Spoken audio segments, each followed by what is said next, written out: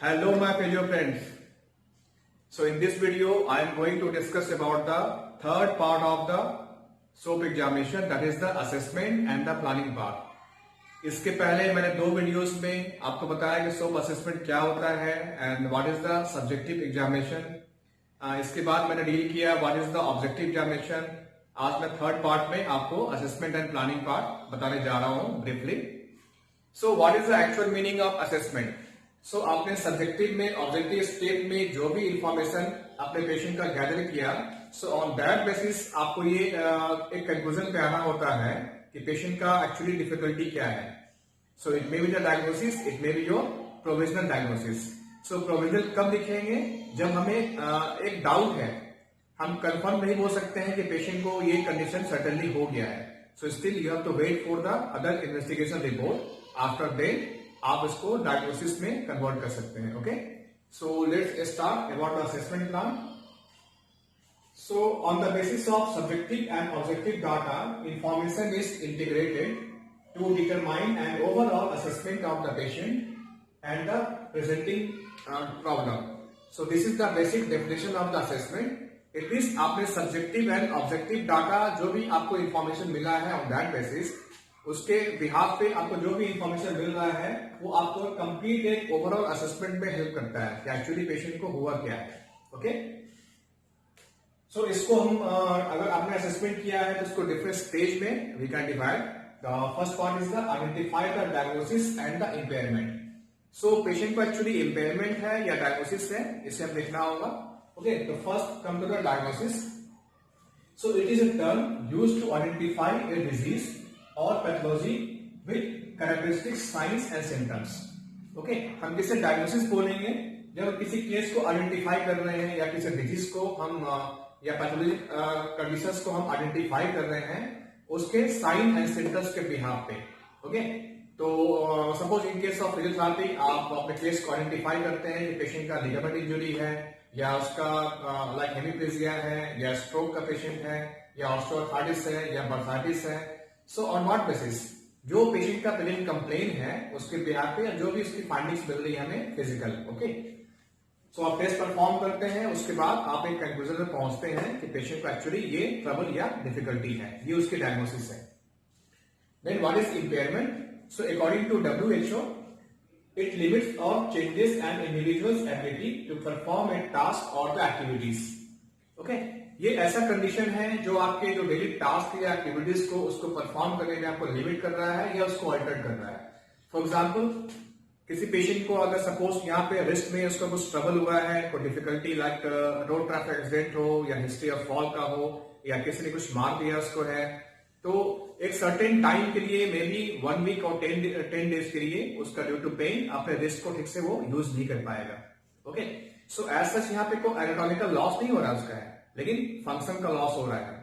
सो जब तक उसका ट्रीटमेंट नहीं करेगा वो, टिल देन उसका रिस्ट जो है वापस फंक्शनल पोजिशन में नहीं आ पाएगा। Okay, so he may take the help of any doctors with the help of drugs or with the help of physiotherapy।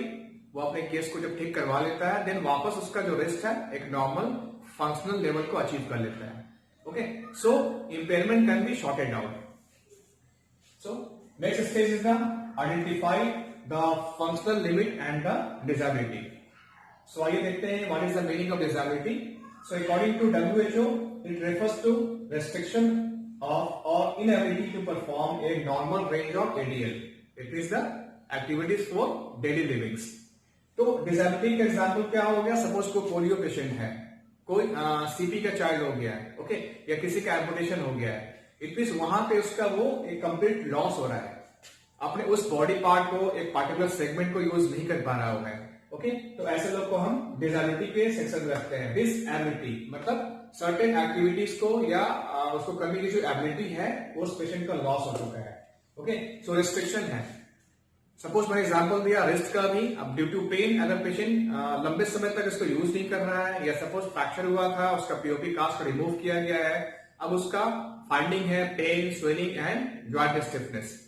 अगर लंबे समय तक उसका ट्रीटमेंट नहीं होगा तो अल्टीमेटली क्या होगा? उसके जो फ्लेक्सर मसल्स हैं फोर आर्म के वो ओवर टाइट हो जाएंगे। Okay, so secondarily as a secondary complication वो कॉन्ट्रैक्चर में डेवलप कर सकते हैं। जब कॉन्ट्रैक्चर हो जाएगा इट मीन्स पेशेंट अपने रिस्ट को एक्सटेंड नहीं कर पाएगा। तो यहाँ पे उसके एक्सटेंसाइल मसल्स नॉर्मल है back of the forearm के, but due to the contracture of flexor muscles वो अपने रिस्ट को एक्सटेंड नहीं कर पा रहा है। इट मीन्स अब उसका रिस्ट एक तरह का डिसेबल हो गया, वो अपने नॉर्मल एक्टिविटी को परफॉर्म नहीं कर सकता है। Okay, so this is the example of disability. Now come to the functional limitations. So it is not truly disability, it become symptomatic when performing specific activities। तो हम किसे कहेंगे फंक्शनल लिमिटेशन? जब किसी काम को ठीक ढंग से नहीं कर पा रहा है, suppose due to pain patient इसको, या एक एग्जांपल ऑफ हेमीप्लेजिया, तो due to voluntary loss of the control अपने लिम्ब को उठा नहीं पा रहा है, बट सपोज कोई थेरापिस्ट या घर के मेंबर को सपोर्ट कर रहे हैं, then he can do this activity. Okay, it mean certain activities को वो इंडिपेंडेंटली परफॉर्म नहीं कर पा रहा है, बट विद सपोर्ट वो इजिली कर सकता है। ओके, तो सर्टेन केसेस को वो कुछ समय के लिए नहीं कर पा रहा है, वहां पर उसका लिमिटेशंस है। सपोज चेयर बाउंड है, ठीक से उठ नहीं पा रहा है, बट सपोर्ट आप देंगे तो सपोर्ट लेके आपके साथ वो उठ सकता है। ओके, खड़ा हो गया है but not able to take certain step, अगर आपको सपोर्ट करेंगे, थोड़ा सा उसको आप बूस्टअप करेंगे, कॉन्फिडेंस बिल्डअप करेंगे, देन वो आगे चलने को अपना वो स्टेप लेने को तैयार हो सकता है। Okay, so this is the functional limitations. Now come to the third stage, that is the identify any handicap. So what is the meaning of handicap here? According to WHO, it is a social disadvantage that results from the impairment or disability and that prevent or limit the normal role of the person in his or her occupation, environment or social setting. तो इस case में ऐसे category के patient आएंगे जो अपने किसी भी काम को करने के लिए टोटली किसी और पे डिपेंडेंट है। ओके, ऐसा कोई पेशेंट हो जो कंप्लीट आपका बेड रिडन हो गया, for example spinal cord injury, paraplegia या क्वाड्रिप्लेजिया। ओके, सो वो इस लायक नहीं कि खुद से बेड से बाहर आकर के अपने काम को परफॉर्म कर सकते हैं नॉर्मल रूटीन वर्क में। तो अपने सारे काम के लिए अपने या तो घर के मेंबर पे या किसी नर्सिंग स्टाफ पे या फिजियो पे डिपेंडेंट होना होता है। ओके, या जो आपको कंप्लीट सीपी पेशेंट होते हैं, सपोज स्पास्टिक सीपी है, वो खुद से चल नहीं पा रहे हैं, अपने काम को परफॉर्म नहीं कर पा रहे हैं, तो यहाँ भी उनको कंप्लीट जो अगर बेड रिडन होंगे तो उनके घर वाले उनके देखभाल करते हैं। तो ऐसे कोई भी केस हो जहां पे टोटली अपने काम के लिए किसी और पे डिपेंडेंट होंगे, चाहे वो फिजिकली है, मेंटली है या इकोनॉमिकली है, they are known as handicap person. Okay, then come to the last stage of assessment plan, that is the make appropriate reference. So एक फिजियो को भी अगर लगता है कि किसी पेशेंट में एक टीम का रिक्वायरमेंट है, या मेडिकल किसी भी प्रोफेशनल को अगर लगता है कि उसमें कंप्लीट टीम का रिक्वायरमेंट है, so they must refer to the concern patient, refer to the concern department, so that we can think over the complete rehabilitation और welfare of the patient. Okay, so ऐसा जहां भी कहीं लगे कि एक फिजियो या मेडिकल के अलावा किसी और का रिक्वायरमेंट है, जहां पे सपोज हम लोग बात करते हैं रिहेबिलिटेशन की, अगर तो वहां पे take the example of CP, तो वहां पे डिफरेंट प्रोफेशनल्स का रिक्वायरमेंट होता है, लाइक फिजियोथेरापिस्ट का हो गया, ऑक्यूपेशनल थेरापिस्ट का रिक्वायरमेंट है, speech therapist, special educator, orthopaedic surgeon, neurologist. तो एक टीम अप्रोच का वहां पर रिक्वायरमेंट होता है। अब इनमें से कोई भी अगर उस पेशेंट को अपने पास लिमिट कर रहा है, इट मींस वो पेशेंट का वेलफेयर की नहीं सोच रहा है। ओके, सो बिकॉज अगर हम पेशेंट की बेनिफिट की बात करेंगे तो मल्टीपल अप्रोचेस का रिक्वायरमेंट है।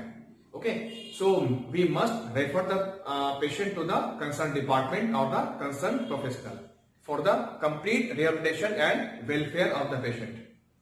Okay, so this is what about the assessment. Okay, so आपने एक पेशेंट को आइडेंटिफाई कर लिया, उसका एक्चुअल ट्रबल क्या है, ओके, क्या क्या उसकी शॉर्टकमिंग्स है, उसे कैसे दूर करना है, ये सब कुछ हम देन प्लान करेंगे प्लानिंग स्टेज में। Now come to the last stage of the SOAP, that is the plan.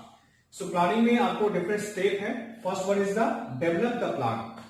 So आपने सारा फाइंडिंग पेशेंट का ले लिया है, उसके क्या क्या शॉर्टकमिंग्स है, क्या क्या लिमिटेशंस है, अब उसे हम दूर कैसे कर सकते हैं as far as possible. Okay, so first आपका स्टेप हो गया डेवलप द प्लान। आपको प्लानिंग को डेवलप करना होगा। इसमें सब पॉइंट आपको है, first that is the factors influencing the decisions. So ऐसे क्या क्या फैक्टर है जो आपके डिसीजन को अफेक्ट कर सकते हैं। सो पहला सपोज हो गया पेशेंट का फाइनेंशियल कंडीशन कैसा है। ओके, वो वेरी पुअर है या मीडियम फैमिली से है या रिच फैमिली का है, इट मींस कितने दिन आपके पास वो ट्रीटमेंट के लिए आ सकता है। ओके, नेक्स्ट हो गया उसका कितना विलिंगनेस है, इट मींस उसका विल पावर कितना स्ट्रांग है। सपोज पेशेंट आपके पास हो गया पैराप्लेजिया का, तो कब तक आपके पास ट्रीटमेंट के लिए आना चाहता है, कब तक अपने होप को मेंटेन कर सकता है वो है। ओके, अगर पेशेंट होपलेस होता है सो हमारे लिए थोड़ा डिफिकल्ट हो जाता है उसको ट्रीटमेंट करना या उसके जो फंक्शनल स्टेटस है उसको इंप्रूव करना। ओके, नेक्स्ट हो सकता है फैमिली सपोर्ट। ऐसे जहां भी लॉन्ग टर्म इलनेस की बात होती है मे बी फैमिली सपोर्ट पूरा कंप्लीट नहीं मिल पाता है, या कुछ फैमिली के लोग होते हैं पेशेंट को डिमोटिवेट करते हैं, या सोसाइटी के कुछ लोग उसको डिमोटिवेट करते हैं। ऐसे भी केसेस में थोड़ा रिजल्ट जो है मुश्किल से मिल पाता है या काफी डिले होता है। Okay, then next stage is the establish the goal for the expected functional outcome. So हमारा मेन गोल क्या होता है पेशेंट का, लॉन्ग टर्म गोल में पेशेंट को कंप्लीट इंडिपेंडेंट बनाना जहां तक पॉसिबल होगा। सपोज कोई पेशेंट हो गया पैराप्लेजिया का या हेमिप्लेजिया का या सीपी पेशेंट है, कैसे उसको इस लायक बनाए वापस अपने पैरों पे खड़ा होकर उछल सके, ये हमारा लॉन्ग टर्म गोल हो गया। Okay, next stage is the identify the short term goals.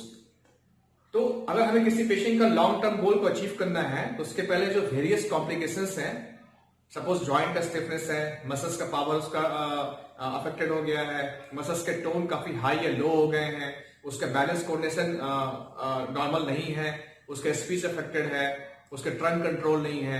So these are the short term goals. जब तक हम each and every short term goals को ओवरकम नहीं करेंगे टिल देन हमारा लॉन्ग टर्म गोल अचीव नहीं हो पाएगा। ओके, सपोज क्या अगर लिगामेंट की लैक्सिटी है तो पेशेंट नॉर्मल चल नहीं पाएगा, उसके फुट की डिफॉर्मिटी है अगेन उसको वॉकिंग में डिफिकल्टी होगा। ओके, तो हमारा एम क्या होता है कि लॉन्ग टर्म के पहले जब हम each and every short term goals को अचीव कर लेते हैं सो ऑटोमेटिक आपका लॉन्ग टर्म गोल अचीव हो जाता है। Okay, now come to the develop a plan of care. अब हमने गोल बना लिया, सब कुछ कर लिया, अब है कि इस केस में हमें उसको ट्रीटमेंट करना कैसे है।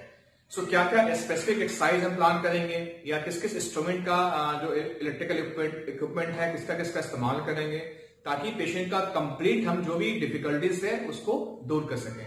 ओके, सो आपको प्लानिंग को डेवलप करना होगा इन दैट केस। सो एक कंप्लीट ट्रीटमेंट प्रोटोकॉल हमें डिजाइन करना होता है राइट फ्रॉम द बिगिनिंग। भाई पेशेंट को एडिमा है, पेशेंट को पेन है, उसका मसल्स का वीकनेस है, जॉइंट की स्टिफनेस है, उसका बैलेंस कोऑर्डिनेशन इंप्रूव नहीं है, मसल्स का एट्रोफी हो गया है, स्कार टिश्यू है, सेंसेशन लॉस है, टोन काफी हाई या लो है। सो इसके अकॉर्डिंग हम एक फिजियो को कंप्लीट एक ट्रीटमेंट प्रोटोकॉल जो है वो उसको डिजाइन करना होता है। Okay, now come to the next stage, this is the implement the plan. अब जो भी प्लानिंग आपने किया है अब हम इसका इंप्लीमेंट करेंगे तभी पेशेंट को बेनिफिट मिल पाएगा। Okay, so stage by stage क्या उसका कंडीशन है, that is the normal condition है या पोस्ट ऑपरेटिव कंडीशन है, उसके अकॉर्डिंग हमें स्टेप बाय स्टेप को अपने प्रोटोकॉल को इंप्लीमेंट करना होता है। Okay, next is the evaluate the plan. अब सपोज हमने ट्रीटमेंट तो कर दिया पेशेंट का, बट पेशेंट को कितना अल्टीमेटली बेनिफिट हो रहा है। सो अगर हम पेशेंट को रीअसेसमेंट नहीं करेंगे, उसको इवैल्यूएट नहीं करेंगे, सो मे बी हम रॉन्ग हो सकते हैं।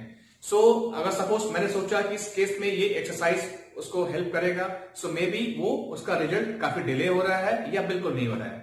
सो हमारा एम क्या होगा, उसको मॉडिफाई करना। ओके, या किसी आप इक्विपमेंट को लगा रहे हैं और ऐसा फील हुआ कि इसका रिजल्ट काफी डिले हो रहा है या बिल्कुल नहीं हो रहा है, सो हमारा एम क्या होता है उस केस में है उस मशीन को अगेन मॉडिफाई करना कि हम सेम इंस्ट्रूमेंट को यूज करेंगे तो उसके क्या टाइमिंग को हम चेंज करें या उसके डोज को अल्टर करें या इसके जगह किसी और मशीन को हम यहाँ पे यूज करें। ओके, सो जब तक हम उसको पेशेंट को रीअसेसमेंट नहीं करेंगे हमें उसको एक्चुअल फाइंडिंग नहीं मिल पाएगा। ओके, सो ऐसे आप पेशेंट को 20 डेज लगातार अगर ट्रीटमेंट कर रहे हैं, आपने उसको चेक नहीं किया, आपके पास चेक पॉइंट नहीं अगर है, सो मे बी 20 डेज में आपका टाइम वेस्टिंग होगा और पेशेंट आपसे सेटिस्फाई नहीं होगा। सो बेटर है कि आफ्टर 1 वीक और 10 डेज उसको हम रीअसेस करें। सपोज उसका रेंज ऑफ मोशन जो स्टार्टिंग में था अभी कितना उसका आ गया है, आफ्टर 10 डेज क्या इंप्रूवमेंट हो रहा है या नहीं हो रहा है। अगर नहीं हुआ तो नहीं होने का फैक्टर्स क्या क्या है, क्या कुछ बीइंग फिजियो हमारा फॉल्ट है या पेशेंट उसको ठीक से परफॉर्म नहीं कर पा रहा है, पेशेंट मोटिवेटेड नहीं है या उसको टाइम नहीं दे रहा है, वॉट एवर भी आपको अगेन उसको रीअसेस करना चाहिए। Then last is the home exercise programme. ये भी इंपॉर्टेंट पार्ट होता है। जब आपने पेशेंट को ट्रीट कर दिया है, कंप्लीट क्योर कर दिया ऑलमोस्ट जो है, तो हम ट्राई करते हैं कि पेशेंट को डिस्चार्ज कर दें और एक कुछ specific exercise along with the dos and don'ts मतलब आपको क्या करना है और क्या नहीं करना है इसको हम गाइड करते हैं, और पेशेंट को हम अगेन बुला सकते हैं आफ्टर 15 डेज और 1 मंथ और 2 month as per the condition for the reassessment और द री एवेल्युएशन। तो हम एक फॉलोअप के लिए पेशेंट को गाइड करते हैं कि आपको 1 मंथ या 2 मंथ के बाद आना है, और हम चेक करेंगे कि आपने जो हमने जो आपको एक्सरसाइज बताया था उसको आप करेक्टली परफॉर्म कर पा रहे हैं कि नहीं, और कर रहे हैं तो कितना इंप्रूवमेंट हो गया अब तक आपका। सो कभी कभी due to absence of therapist और डॉक्टर पेशेंट अपने काम को ठीक से नहीं करते हैं या बिल्कुल नहीं करते हैं। सो इन दैट केस आपका जो एक रिहेबिलिटेशन जो प्रोटोकॉल था वो कंप्लीट नहीं हो पाता है। सो कभी कभी अगर लगता है कि पेशेंट आपके पास आने कंडीशन में नहीं है, ऐसा कुछ केस है, तो वहां पे हम इसको घर पे या सपोज अगर ऑफिस में काम कर रहा है तो ऑफिस में, या कभी कभी छोटा बच्चा अगर है तो स्कूल में, या स्टाफ है तो स्कूल या कॉलेज में भी हमें इसको जाकर के गाइड करना होता है और देखना होता है कि वो अपने जो फंक्शनल जो एक्टिविटीज है, सपोज कहीं जॉब कर रहा है, वहां पे उसका काम करने का तरीका क्या है, जो हमने इसको गाइड किया था उसको फॉलो कर रहा है या नहीं कर रहा है। Okay, so this is all about the assessment, SOAP assessment. So I think ये आपको काफी हेल्प करेगा अपने पेशेंट को एग्जामिन करने में, उसको ट्रीटमेंट करने में। सो गाइस, आई होप आप इसको यूज करेंगे और अपने काम में अच्छे से सक्सेस अचीव करेंगे और पेशेंट को भी मैक्सिमम बेनिफिट दे पाएंगे।